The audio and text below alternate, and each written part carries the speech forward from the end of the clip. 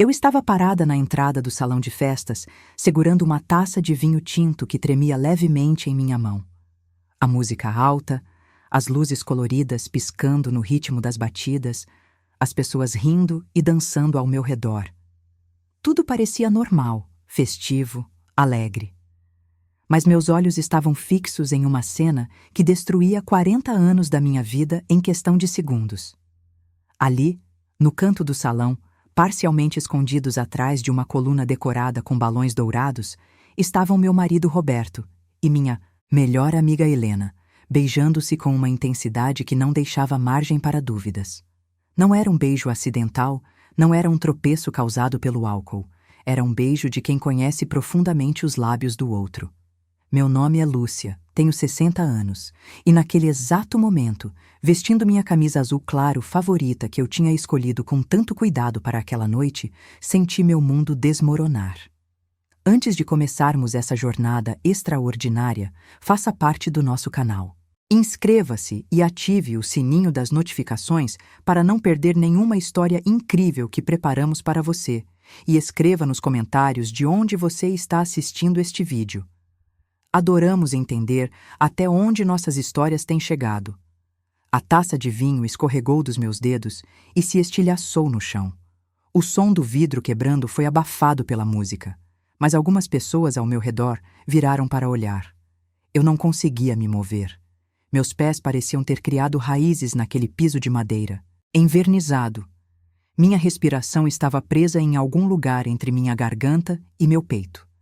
Senti uma onda de calor subir pelo meu corpo, seguida por um frio intenso que me fez tremer. Foi quando Helena abriu os olhos, ainda com os lábios colados nos de Roberto, e seu olhar encontrou o meu.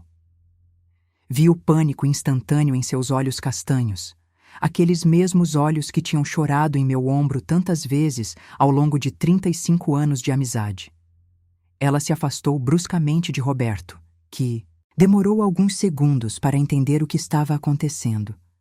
Quando ele finalmente me viu, a expressão de culpa em seu rosto confirmou tudo o que eu precisava saber. Não sei como consegui me mover, mas de repente estava correndo pelo salão. As pessoas se afastavam do meu caminho, seus rostos borrados pela velocidade e pelas lágrimas que começavam a embaçar minha visão. Ouvi alguém gritar meu nome, provavelmente Roberto, mas não parei. Atravessei as portas duplas do salão de festas e saí para o estacionamento frio daquela noite de junho. O ar gelado atingiu meu rosto como um tapa, e foi só então que percebi que estava chorando descontroladamente. Minhas mãos tremiam tanto que tive dificuldade para encontrar as chaves do carro na minha bolsa. Quando finalmente as encontrei, elas caíram no chão. Agachei para pegá-las e foi nesse momento, ajoelhada no asfalto frio do estacionamento, que a realidade verdadeira do que eu tinha acabado de presenciar me atingiu com força total. Roberto e eu estávamos juntos há 40 anos. Nos conhecemos quando eu tinha 20 anos e ele 22. Eu trabalhava como recepcionista em uma clínica médica e ele era um dos médicos residentes que faziam plantão ali. Lembro perfeitamente do dia em que ele apareceu no balcão da recepção pela primeira vez, com aquele sorriso gentil e os olhos cansados de quem tinha passado a noite inteira atendendo emergências. Ele me pediu para ajudá-lo a organizar alguns prontuários que estavam fora de ordem e, enquanto trabalhávamos juntos naquela manhã, descobrimos que tínhamos muito em comum. Ambos adorávamos ler, especialmente romances históricos. Ambos sonhávamos em viajar pelo mundo. Ambos éramos filhos únicos e tínhamos uma relação complicada com nossos pais. 3 meses depois, começamos a namorar. 2 anos depois, nos casamos em uma cerimônia simples, mas emocionante na igreja do bairro onde eu cresci. Helena entrou em nossas vidas 5 anos após o casamento. Eu tinha 25 anos e estava grávida do nosso primeiro filho, Marcelo. Conheci Helena em um curso de preparação para gestantes que minha sogra insistiu que eu fizesse. Helena também estava grávida, esperando sua filha Júlia. Nos sentamos juntas na primeira aula, porque éramos as únicas que chegaram atrasadas, e aquela coincidência deu início a uma amizade que eu acreditava ser indestrutível. Nossos filhos nasceram com 2 semanas de diferença. Comemoramos juntas cada marco do desenvolvimento deles. Choramos juntas quando eles entraram na escola pela primeira vez. Apoiamos uma a outra durante os desafios da maternidade, dos casamentos, das carreiras. Helena estava ao meu lado quando perdi minha mãe há 10 anos. Eu estava ao lado dela quando seu primeiro casamento terminou há 15 anos. Nossa amizade era aquele tipo de relacionamento raro e precioso que as pessoas levam uma vida inteira para construir. Roberto e Helena sempre se deram bem, mas nunca vi nada que me fizesse suspeitar de algo além de uma amizade cordial. Roberto era sempre gentil com ela, como era com todos os nossos amigos. Helena frequentava nossa casa regularmente, especialmente depois que se divorciou e ficou morando sozinha. Jantávamos juntos pelo menos uma vez por semana. Ela vinha passar o Natal e o Ano Novo conosco.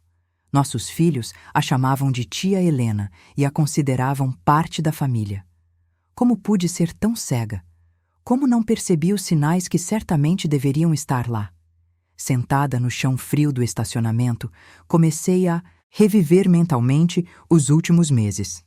Roberto tinha começado a trabalhar até mais tarde, com frequência crescente. Dizia que o hospital estava passando por uma reestruturação e que ele, como chefe do departamento de cardiologia, precisava estar presente para supervisionar as mudanças. Eu acreditei sem questionar. Por que questionaria? Em 40 anos de casamento, Roberto nunca me deu motivos para duvidar dele. Ou pelo menos eu pensava que não tinha dado. Helena também tinha estado estranha nos últimos tempos. Cancelou vários de nossos almoços semanais, dizendo que estava ocupada com projetos no escritório de advocacia onde trabalhava. Quando nos encontrávamos, ela parecia distraída, evitava meu olhar, mudava de assunto quando eu perguntava sobre sua vida pessoal. Atribuí isso ao estresse do trabalho e ao fato de ela ter completado 55 anos recentemente, uma idade que ela vinha comentando que a deixava introspectiva e melancólica. Ouvi passos se aproximando e levantei os olhos. Era Roberto. Ele parou a alguns metros de distância, como se tivesse medo de se aproximar mais. A luz amarelada do poste de iluminação do estacionamento criava sombras profundas em seu rosto, mas mesmo assim eu podia ver a angústia em seus olhos. Ele abriu a boca para falar, mas nenhum som saiu. Fiquei ali olhando para ele. Esse homem que eu conhecia tão intimamente, esse homem com quem eu tinha compartilhado uma vida inteira, e de repente ele me pareceu um completo estranho. Quem era essa pessoa que tinha me traído com minha melhor amiga? Quantas vezes eles tinham se encontrado às escondidas, enquanto eu, ingênua e confiante, continuava vivendo minha vida sem suspeitar de nada. Consegui me levantar, pegando as chaves do chão com mãos que ainda tremiam. Roberto deu um passo em minha direção, estendendo a mão como se quisesse me ajudar, mas eu recuei instintivamente. O gesto pareceu machucá-lo fisicamente e ele deixou a mão cair ao lado do corpo. Lúcia, por favor. Ele começou a dizer, mas eu levantei minha mão para silenciá-lo. Não queria ouvir sua voz, não queria ouvir suas desculpas ou explicações, não naquele momento. Talvez nunca. Abri a porta do carro e entrei, trancando as portas imediatamente. Roberto bateu no vidro, implorando para que eu o deixasse explicar, mas liguei o motor e saí do estacionamento, deixando-o parado ali sob a luz amarela do poste. Dirigi sem destino específico por quase 1 hora. As ruas da cidade passavam borradas pela janela do carro, as luzes dos semáforos e das lojas se misturando em uma confusão colorida. Minha mente estava igualmente confusa, saltando de uma memória para outra, tentando encontrar pistas que eu tinha perdido, momentos que deveriam ter me alertado sobre o que estava acontecendo bem debaixo do meu nariz. Lembrei da vez, 3 meses atrás, quando cheguei em casa mais cedo de uma consulta médica que tinha sido cancelada e encontrei Roberto ao telefone, falando baixo. Ele desligou rapidamente quando me viu e disse que era um colega do hospital discutindo um caso complicado. Aceitei a explicação sem pensar 2 vezes. Lembrei de como Helena tinha ficado estranhamente animada quando comentei, há 2 meses, que Roberto e eu estávamos pensando em fazer uma viagem para a Europa. Ela disse que achava uma ideia maravilhosa e me incentivou a ir logo. Agora me perguntava se ela estava feliz com a perspectiva de ter Roberto só para ela durante aquelas semanas. Quando finalmente parei o carro, percebi que estava em frente à praia. Não era a praia turística e movimentada que ficava perto do centro da cidade, mas uma praia pequena e isolada que Roberto e eu descobrimos nos primeiros anos de casamento. Costumávamos vir aqui nos fins de semana, especialmente no inverno, quando estava deserta. Sentávamos na areia e conversávamos por horas sobre nossos sonhos, nossos medos, nossos planos para o futuro. Foi aqui que Roberto me pediu para ter nosso primeiro filho. Foi aqui que decidimos comprar nossa primeira casa. Foi aqui que, há 10 anos, quando passei por uma depressão profunda após a morte da minha mãe, Roberto me segurou enquanto eu chorava e prometeu que sempre estaria ao meu lado. Saí do carro e caminhei até a areia. O vento estava forte e frio, açoitando meu cabelo ao redor do meu rosto. A camisa azul claro que eu vestia não era a adequada para aquele clima e logo comecei a tremer, mas não me importei. De certa forma, o desconforto físico era bem-vindo, uma distração da dor emocional que estava me consumindo. Sentei na areia úmida e abracei meus joelhos, olhando para o oceano escuro que se estendia à minha frente.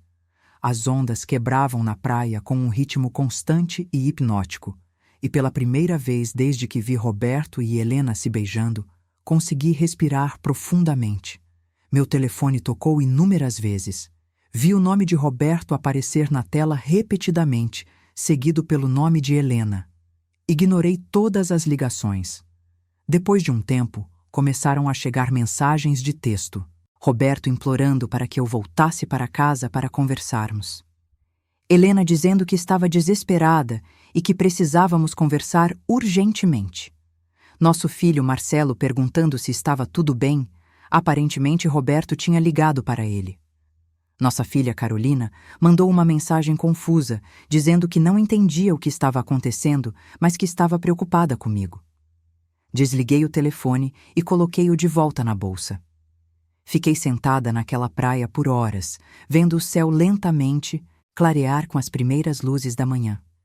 Não tinha dormido nada, mas não me sentia cansada.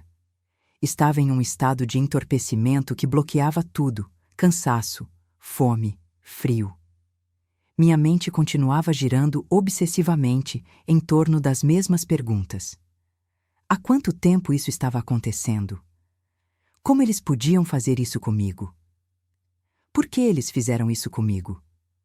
O que eu tinha feito de errado? Onde eu falhei como esposa e como amiga? Quando o sol finalmente nasceu completamente, iluminando o oceano, com tons de laranja e rosa, tomei uma decisão. Não ia deixar isso me destruir.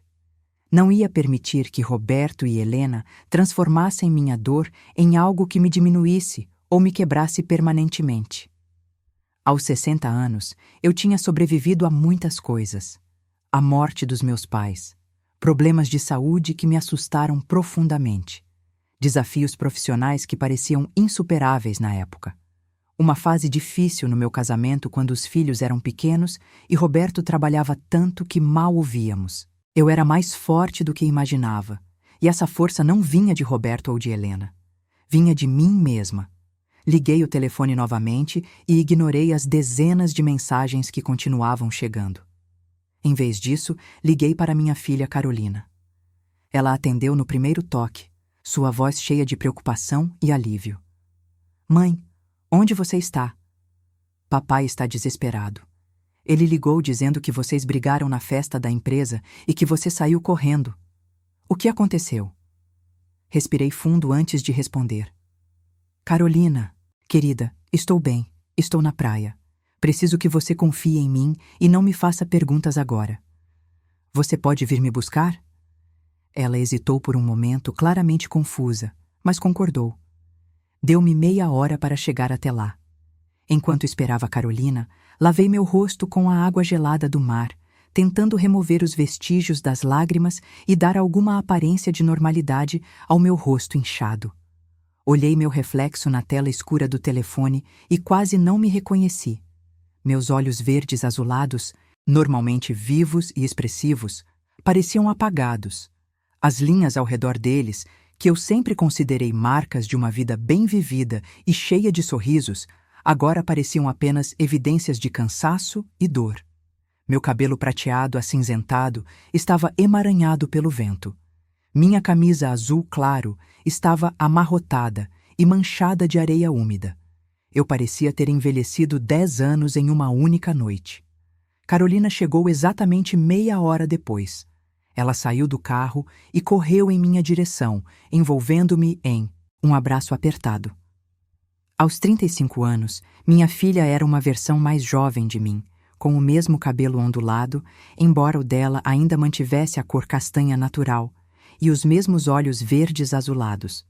Ela me segurou por um longo momento, sem dizer nada, apenas me deixando sentir seu apoio e seu amor.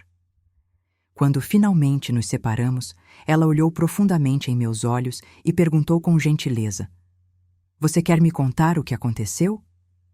Balancei a cabeça. Ainda não. Só preciso ir para algum lugar onde possa pensar. Não posso voltar para casa agora. Ela assentiu sem hesitar. Você vai ficar na minha casa. Vou pegar suas coisas mais tarde. Agora vamos sair daqui. O apartamento de Carolina era pequeno, mas aconchegante, decorado com seu estilo eclético, que misturava peças modernas com antiguidades que ela colecionava em brechós. Ela me levou para o quarto de hóspedes, trouxe-me toalhas limpas e uma muda de roupa dela, que serviu razoavelmente bem em mim. Quando saí do banho quente, sentindo-me um pouco mais humana, encontrei-a na cozinha preparando café e torradas. Sentamos à mesa da cozinha em silêncio por alguns minutos. E então, sem que eu planejasse, as palavras começaram a sair. Contei-lhe tudo, o que vi na festa, a traição de Roberto, a traição de Helena, a sensação de que minha vida inteira tinha sido uma mentira. Carolina ouviu tudo sem me interromper, suas mãos segurando as minhas através da mesa, lágrimas escorrendo silenciosamente por seu rosto. Quando terminei, Carolina estava visivelmente furiosa. Como eles puderam fazer isso com você? Com nossa família? E a tia Helena, depois de tudo que vocês passaram juntas? Ela balançou a cabeça com incredulidade. O que você vai fazer, mãe? Essa era a pergunta que eu vinha me fazendo desde que vi aquele beijo. Honestamente, ainda não sei. Preciso de tempo para processar tudo isso, para decidir o que quero. Carolina apertou minhas mãos com força. Você pode ficar aqui o tempo que precisar. Vou ligar para o Marcelo e contar a ele. Ele vai ficar do seu lado, assim como eu.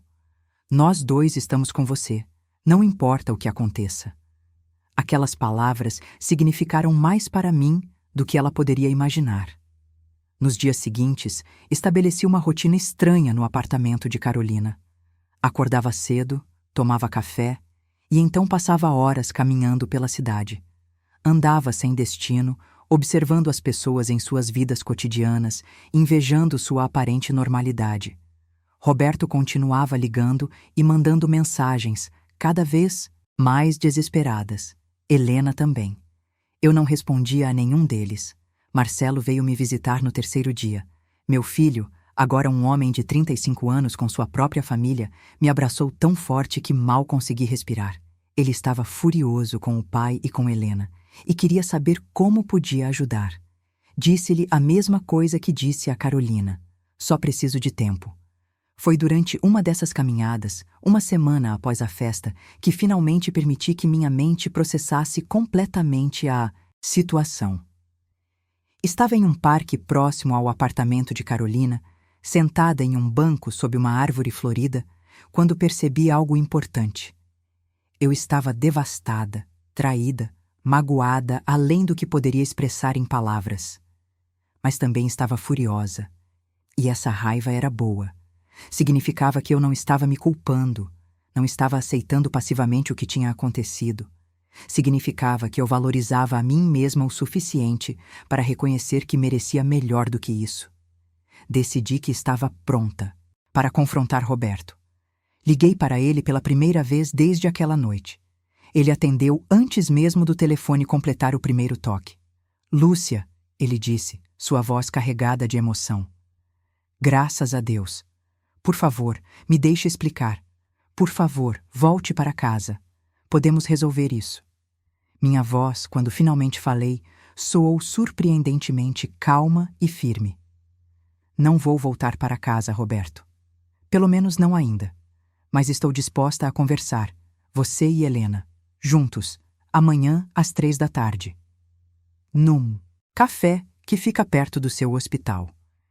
Ele hesitou, claramente esperando por um cenário diferente, mas concordou. Estarei lá. E a Helena também. Passei a noite ensaiando o que diria, mas quando cheguei ao café no dia seguinte, todas as palavras cuidadosamente preparadas desapareceram da minha mente. Roberto já estava lá, sentado em uma mesa no fundo do café, longe das janelas. Ele parecia ter envelhecido anos em uma semana. Seu rosto estava mais magro, com olheiras profundas. Seus cabelos, grisalhos, normalmente bem penteados, estavam desalinhados. Quando me viu, levantou-se tão rapidamente que quase derrubou a cadeira. Helena chegou alguns minutos depois. Ela parecia igualmente destruída, seus olhos vermelhos e inchados de tanto chorar. Sentei-me à mesa sem cumprimentá-los. O silêncio que se seguiu foi pesado e desconfortável. Finalmente, Roberto começou a falar. Lúcia, eu não tenho palavras para expressar o quanto sinto por tudo isso. Eu estraguei tudo. Destruí nossa família. Destruí sua confiança. E não há desculpa, nenhuma justificativa para o que fiz. Ele pausou, passando as mãos pelo rosto. Começou há 6 meses. A Helena estava passando por um momento difícil, problemas no trabalho, sentindo-se sozinha. Você tinha viajado para cuidar da sua tia doente, lembra? E eu a convidei para jantar, apenas como amigo, para animá-la. Mas uma coisa levou a outra.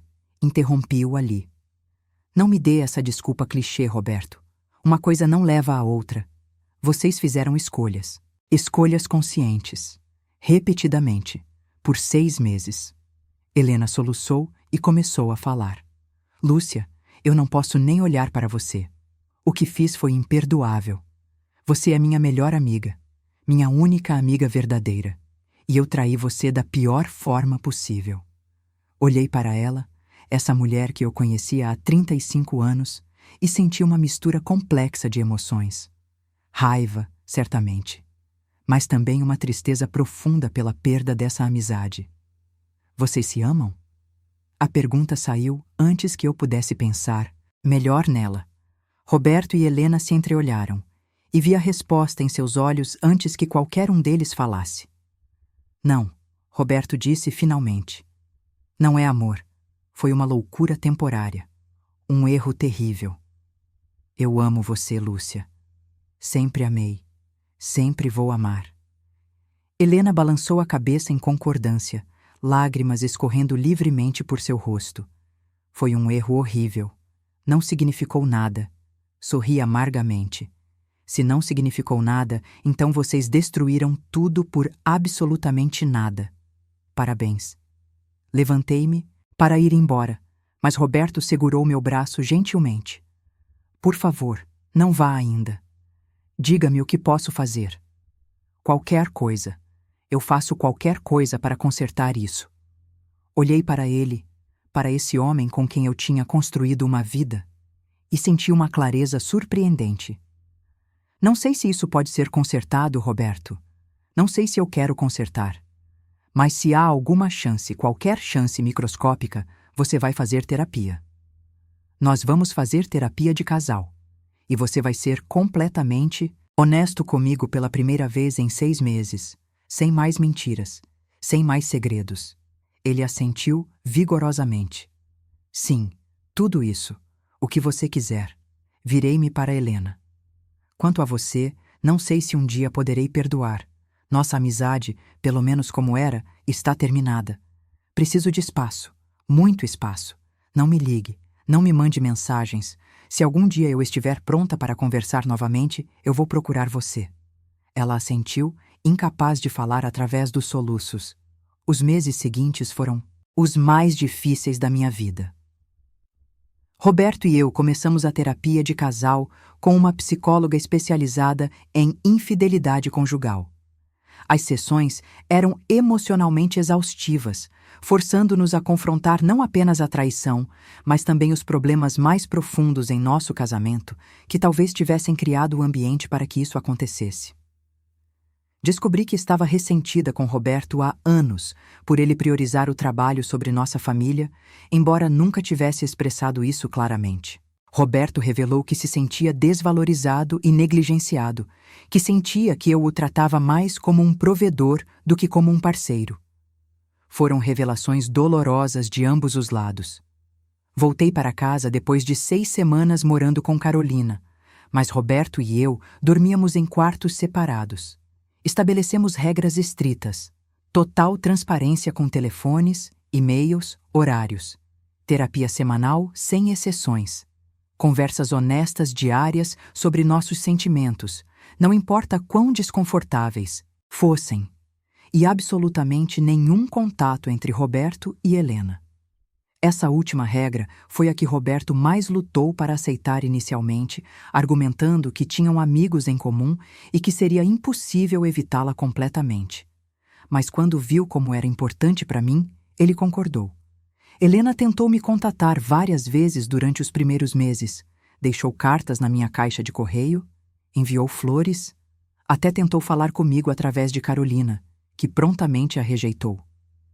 Eu ignorei todas as tentativas.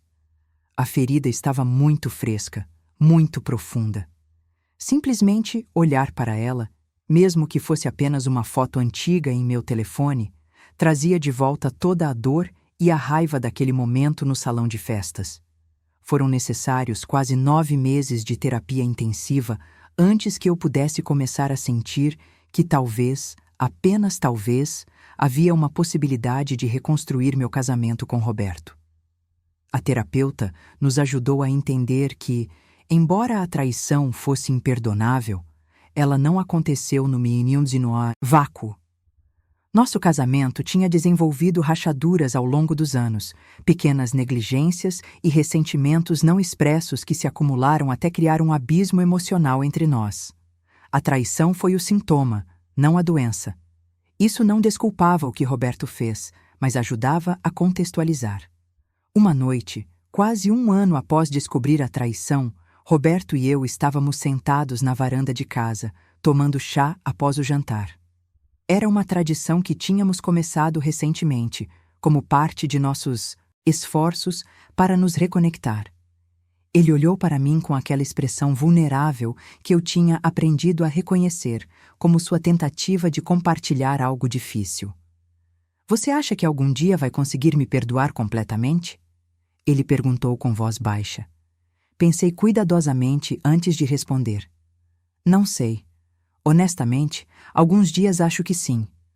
Outros dias ainda sinto tanta raiva que mal consigo olhar para você. Mas estou trabalhando nisso. Estamos trabalhando nisso. E isso tem que ser suficiente por enquanto. Ele assentiu. Claramente não era a resposta que esperava, mas aceitando-a mesmo assim. Uma das coisas que nossa terapeuta tinha enfatizado era a importância da honestidade, mesmo quando doía. E a Helena? Você pensou em falar com ela? Respirei fundo. A pergunta sobre Helena era mais complicada. Sim, tenho pensado sobre isso. Mas ainda não estou pronta. Talvez nunca esteja. A amizade que tínhamos não existe mais. Não pode existir. Ela foi construída sobre confiança. E essa confiança foi completamente destruída.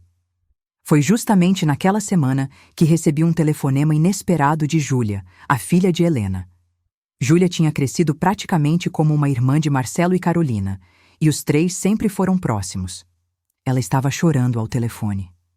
Tia Lúcia, minha mãe está no hospital. Ela teve um colapso nervoso. Está pedindo por você. Sei que não tenho o direito de pedir isso depois de tudo, mas você poderia talvez apenas visitá-la por alguns minutos? Ela está muito mal. Fiquei paralisada. Parte de mim queria desligar o telefone imediatamente. Mas outra parte, a parte que tinha sido amiga de Helena por 35 anos, sentiu uma pontada de preocupação e até mesmo de compaixão. Conversei com Roberto sobre isso e ele, surpreendentemente, me encorajou a ir. Acho que você precisa de algum tipo de fechamento, ele disse. E talvez ela também precise. Não estou dizendo para perdoá-la ou para retomar a amizade, mas talvez uma conversa, apenas uma, possa ajudar vocês duas a seguir em frente. No dia seguinte, dirigi até o hospital.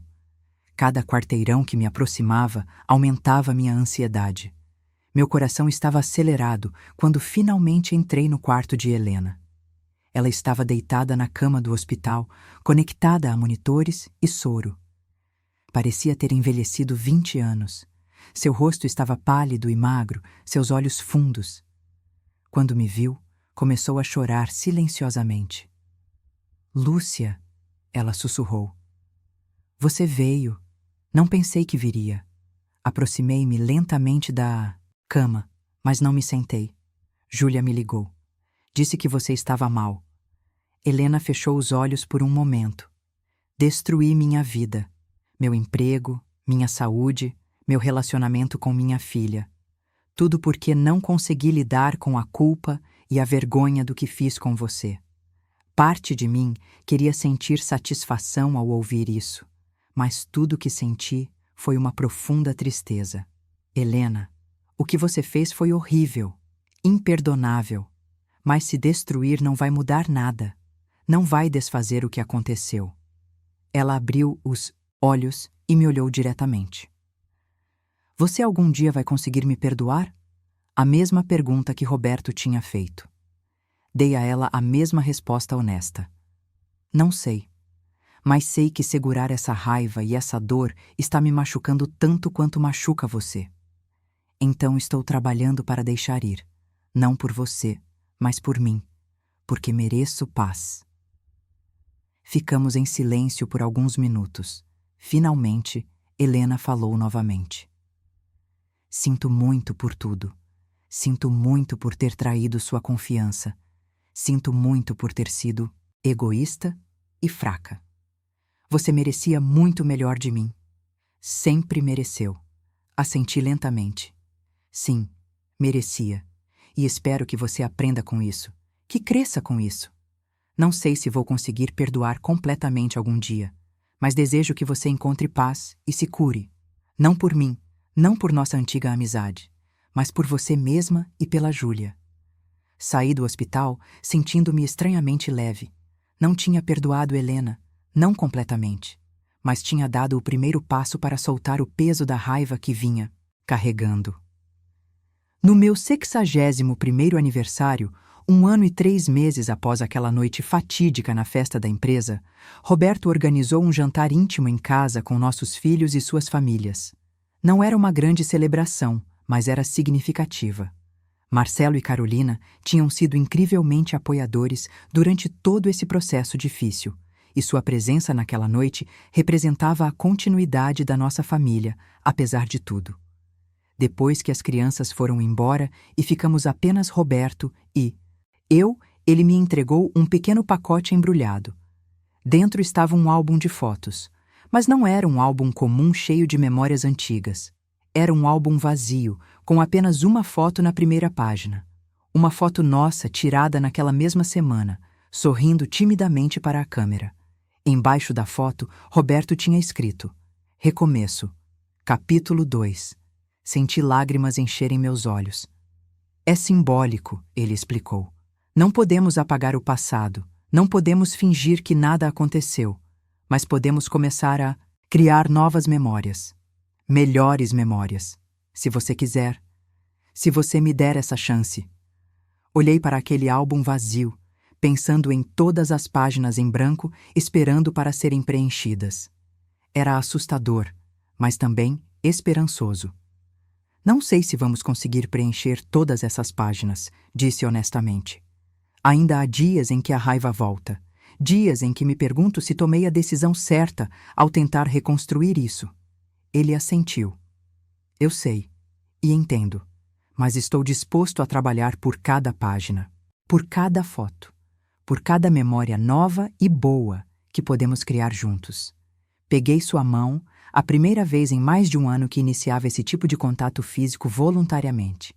Então vamos tentar, dia após dia, sem garantias. Mas vamos tentar.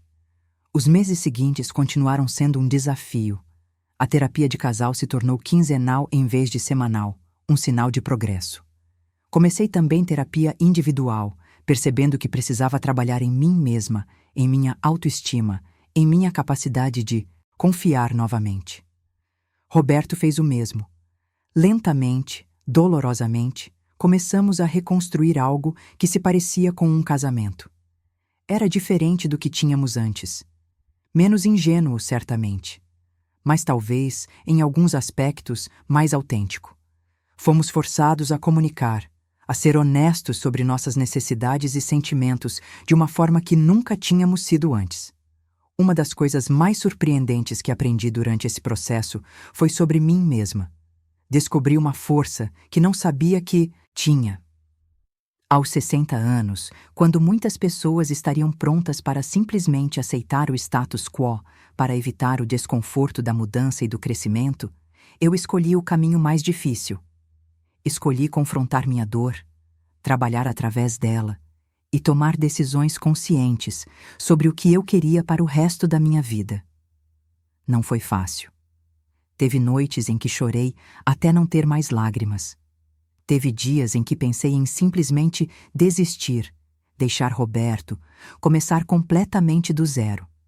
Mas, cada vez que considerava essa opção, percebia que estava escolhendo ficar, não por medo ou conveniência, mas porque genuinamente queria ver se podíamos reconstruir algo valioso dos destroços. Quanto a Helena, nossa história teve um epílogo interessante. 2 anos após aquela visita no hospital, encontrei-a por acaso em uma livraria. Ela estava folheando livros na seção de autoajuda quando nossos olhos se encontraram. Ficamos paradas por um momento, simplesmente olhando uma para a outra. Ela parecia melhor, mais saudável, embora houvesse uma tristeza permanente em seus olhos. Nos aproximamos hesitantemente. "Como você está?" Ela perguntou com voz baixa. "Estou bem. Em recuperação, mas bem. E você?" Ela assentiu. "Também em recuperação. Fiz terapia intensiva. Aprendi muito sobre mim mesma, sobre as escolhas que fiz e por que as fiz. Não é uma desculpa, apenas compreensão. Conversamos por alguns minutos, uma conversa superficial, mas civil. Antes de nos despedirmos, ela disse algo que ficou comigo. Lúcia, sei que nunca vamos recuperar o que tínhamos, e aceito isso. Mas quero que saiba que sua amizade durante todos aqueles anos foi um dos maiores presentes da minha vida. E sinto mais do que posso expressar por ter destruído. Você me ensinou sobre força e dignidade, mesmo sem saber. A maneira como lidou com tudo isso, com graça e determinação, me mostrou o tipo de pessoa que eu quero me tornar." Assenti, sentindo emoções complexas. "Obrigada por dizer isso. E Helena, genuinamente, espero que você encontre felicidade e paz. Não estou pronta para a amizade, talvez nunca esteja, mas posso desejar o bem para você." Ela sorriu tristemente. "É mais do que mereço." Obrigada, Lúcia. Hoje, aos 63 anos, quando olho para trás nesses 3 anos turbulentos, desde aquela noite na festa da empresa, vejo uma jornada de transformação profunda. Roberto e eu ainda estamos juntos. Nosso casamento está diferente, mas talvez mais forte em alguns aspectos. Aprendemos a comunicar de verdade, a expressar nossas necessidades, a não dar por garantidas as coisas que importam. Ainda fazemos terapia ocasionalmente, check-ins para garantir que estamos no caminho certo. O álbum que Roberto me deu está parcialmente preenchido agora, com fotos de viagens que fizemos juntos, momentos com nossos netos, celebrações familiares. Cada foto representa uma escolha consciente de continuar construindo juntos. Não vou mentir e dizer que esqueci completamente o que aconteceu. A memória daquela noite, de ver Roberto e Helena se beijando, ainda aparece às vezes, geralmente quando menos espero. E nesses momentos, ainda sinto uma pontada de dor e traição. Mas aprendi que a cura não significa esquecer. Significa integrar a experiência dolorosa em quem você é, permitindo que ela o transforme em vez de destruir. Aprendi que o perdão não é algo que você conquista de uma vez e pronto. É uma escolha que você faz repetidamente, dia após dia, às vezes minuto a minuto. Aprendi também sobre a complexidade das relações humanas. Roberto não é um vilão. Helena não é um monstro. São pessoas falhas, como todos nós, que tomaram decisões terríveis que machucaram profundamente alguém que amavam. Isso não desculpa o que fizeram, mas reconhece sua humanidade. E reconhecer a humanidade deles, paradoxalmente, me permitiu reclamar a minha própria. Me permitiu não ser apenas a vítima de sua traição, mas a autora da minha própria história de sobrevivência e eventual recuperação. Meus filhos, Marcelo e Carolina, me disseram que sou uma inspiração, que a maneira como lidei com essa crise, com honestidade e força, ao mesmo tempo que permitia vulnerabilidade e dor, os ensinou sobre resiliência verdadeira. Fico emocionada quando ouço isso, mas também me faz pensar em quantas outras mulheres, especialmente mulheres mais velhas, passam por experiências similares em silêncio, sentindo que não têm opções, que são velhas demais para recomeçar, muito investidas em seus relacionamentos para considerar mudanças. Quero que essas mulheres saibam que nunca é tarde demais para exigir o respeito e o amor que você merece. Que a idade não te torna menos valiosa, menos merecedora de fidelidade e honestidade. Se pudesse dar um conselho para alguém passando por algo similar, seria este: confie em si mesma. Confie em seus instintos, em seus sentimentos, em sua força. Permita-se sentir toda a gama de emoções, raiva, tristeza, confusão, até mesmo compaixão eventual. Não apresse o processo de cura.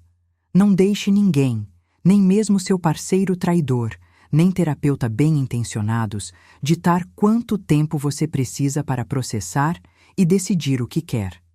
E seja o que for que você decida, se escolher ficar e tentar reconstruir ou se escolher partir e começar de novo, certifique-se de que é uma escolha sua, feita com clareza e propósito, não por medo ou pressão externa.